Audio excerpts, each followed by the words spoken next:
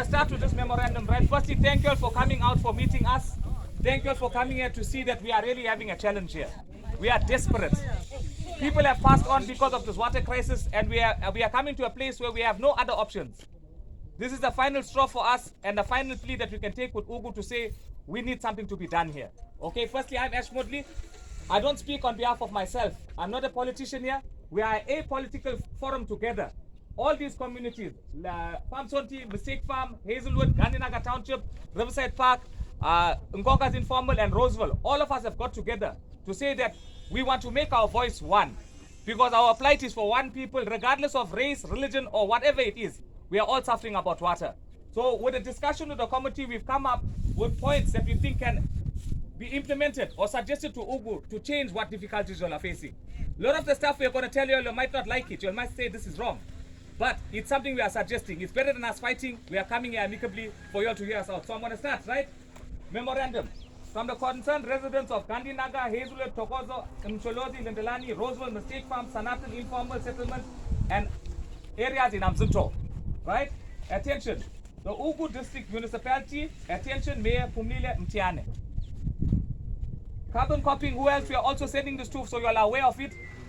Department of Human Settlements and Water and Sanitation, Lindiwe Zulu, Sisulu. Minister of Kokta, Nkosazana Dlamini Zuma. The President of South Africa, Cyril Ramaphosa. Human Rights Commission. The Public Protector, Department of Social Development, Lindiwe Zulu as well.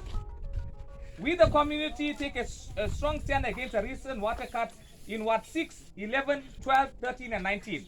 We have not had continuous water supply to our taps for more than 2 months now. It's always been disrupted. These water cuts have resulted in our community facing hardships in the following way: poor hygiene, poor sanitation, worsened medical conditions, closure and slowing down of local businesses, difficult to uphold COVID protocols, closure of schools, and job losses. We, the above-mentioned communities, are currently living under extreme hardship due to the recent water cuts. The following are what our community are suspecting with regards to this situation: political sabotage, poor management by municipality, unqualified staff, mismanagement of funds, unpaid accounts to suppliers, but a few to mention. Water being shut off at an odd time that don't accommodate the working class and school children, as well as those who are under medication, are posing a serious threat to our lives and is a violation to our human right to water. This is the 4th petition that we are forwarding to Ugu. It's been Pamisonti, it's been Gandhinagar Township, it's been various areas that have been sending petitions continuously, and each time it's just papers after papers, but the replies are coming that are not satisfactory to what we want. That's all. Right? A question arises: how many more petitions must be completed to understand that our lives are at stake and this situation requires intervention by national government? With the release of the status that we will be facing a malaria outbreak, it is evident that without water, due to the maladministration of Ugu and government, has thrown the people to its will into suffering that can be avoided.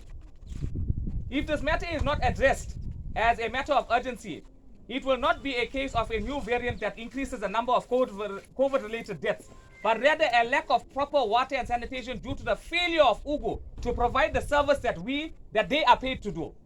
Local business and informal traders are affected by the shortage of water and put services that they give us at risk. As per the pandemic regulation, bars, restaurants, hotels, and all venues can be open. Without water, this turns these businesses into places that can become massive spreaders of the COVID-19 virus. Okay? Teachers and children depend on water for proper sanitation and hygiene in schools. Do not destroy the future lives of our children. Protect their Bill of Rights as honored in the Constitution of South Africa. Jojo tanks and scheduled water breaks are not in keeping with what our national, provincial, local government is mandated to do regarding water. It's not the mandate.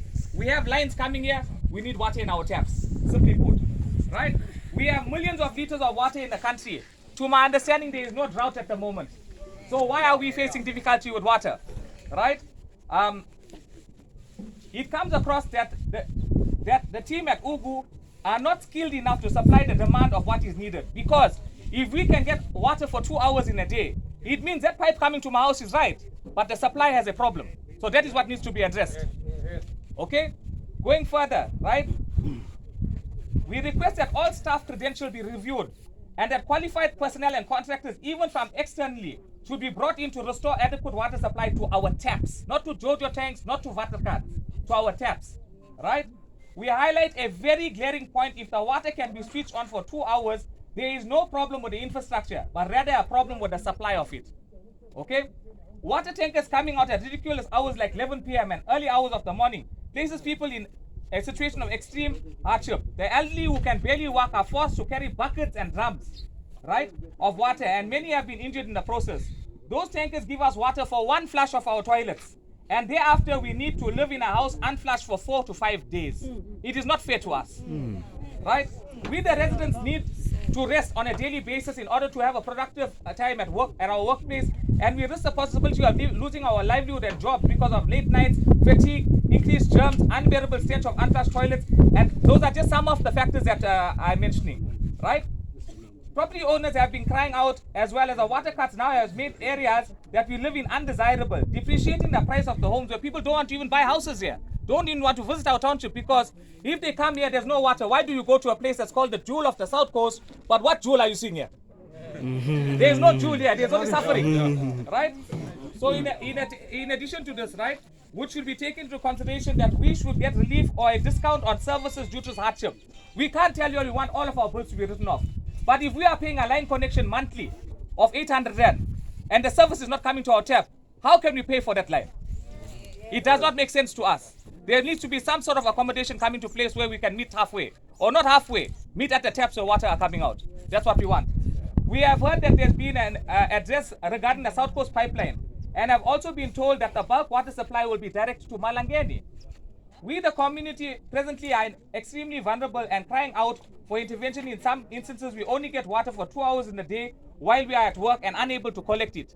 So how can I be at work when I get home I have no water, when I leave I have no water? How do I survive?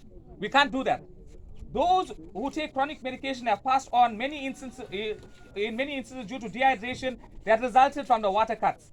We have seen billions borrowed to overcome the COVID-19 virus. Bakumbula left 500 billion. Everybody remembers that 500 billion. Where did that money go?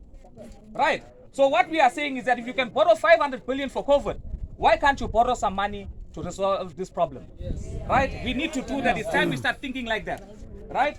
Why not do the same to overcome this water crisis? After all, we are the citizens of the great Republic of South Africa. Amanda! Way too! Umzinto has an immense wealth of heritage and history and should be cherished, not destroyed due to a lack of proper planning. We have water, we just need competent individuals and the finance to get it restored. Side effects of the water shortage is frustration amongst residents that will lead to people committing desperate acts like today to get our message across about what we are facing. Because if we keep sending your emails, we are getting feedback and feedback and feedback. Feedback is not water. We want water. We don't want feedback. It's simple. We, the community of Umzinto and surrounding area, say, restore our water to our taps. Our lives are precious. We need it now. Yes. Protect the future of all, especially our children, the old, the sickly, and vulnerable. Build a better service provider with competent staff that can do the job that they are mandated to do. To my understanding, Ugu is a business. It should be run as a well-oiled business. If I have a car, and if I get unqualified mechanics to repair it and it breaks, I must blame myself. So Ugu needs to revise, and we're going to get people to investigate if those staff who are there are competent. Because we want the services we are paying for, and that is our right. Yes. Right? Protect the human right to water for all and do not violate it. Right? In conclusion, we demand that the water crisis be resolved immediately, or we will have no option but to protest to another level, take the protest to another level. For example, when we see people blocking off Boboy and Peter Maritzburg freeways, we see the MEC is coming here. So we are saying that right now, if we can't get anything done, we're going to take it to the next level. But we are peaceful. Don't take advantage of our weakness, think that we guys are just talking. Because there's a time when talking is going to stop. Just as the Soweto uprising, just as Marikana, but there's going to be no Marikana here. We don't want to see no rubber bullets, no guns here. Because we are peaceful. We're only talking for what is ours. It is our water, this. The water belongs to the people. And as Martin Luther King once said, the people will decide who gets what is due to them. That is why we have come together as one here, not divided. Here there is no ANC, IFP, whatever parties you see here. These are people that are suffering. So don't put us in a position, make us suffer because of a political reason that perhaps could have happened in this one. We want our water. That is what we have to say to you all. We want members from the team of Ugu to sign and acknowledge that you all received this. The person who we addressed it to in Ugu Mama is Mama Mia. If you sign that you received this here, we're going to put the time and the date, and we will also initial that we have been present with you. You must sign our copy as well. We will have that. With that being said, you can have this copy. This is yours. We need you to sign your one as well as our one. Kevin, you can get that signed. Yes.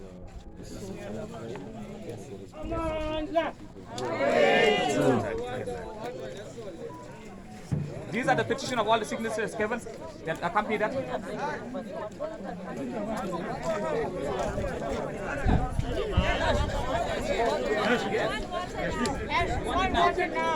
Now.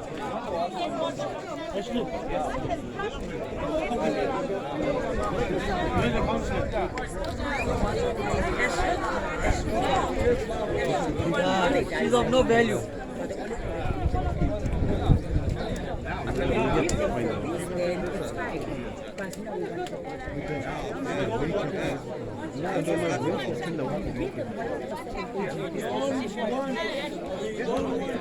Coming 2 o'clock in the morning, 1 o'clock in the morning, when I'm having a peaceful sleep with my wife. Please. Don't tell me what to now. I am paying 2,000, 3,000 a month. I'm a pensioner. I want to get 1.8. Sorry, when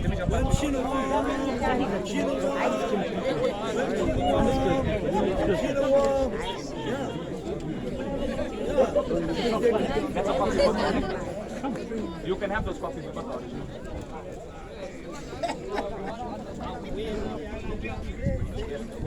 we wonder what that secret diet.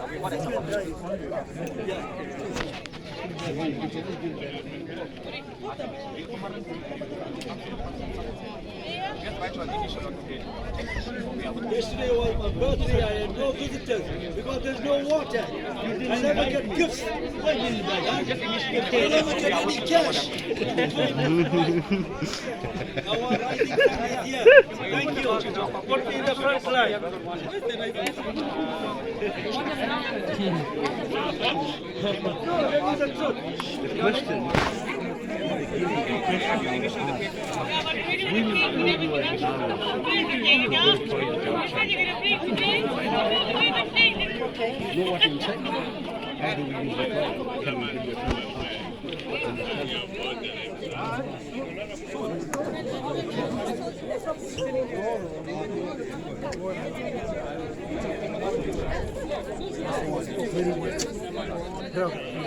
I hear you. My son.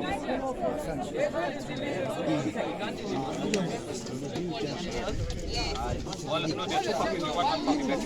You want the initial for one.